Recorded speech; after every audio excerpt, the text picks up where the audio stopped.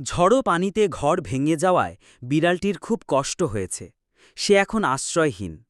তার ছোট জীবনে এমন বিপর্যয় অপ্রত্যাশিত।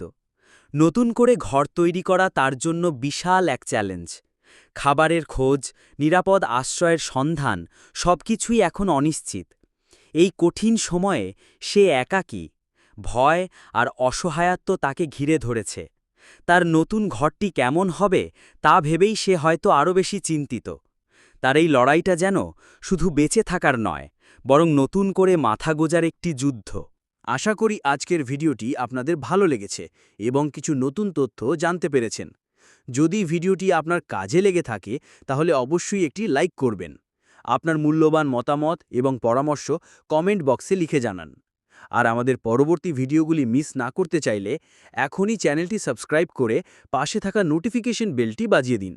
আপনাদের সমর্থন আমাদের এগিয়ে চলার প্রেরণা।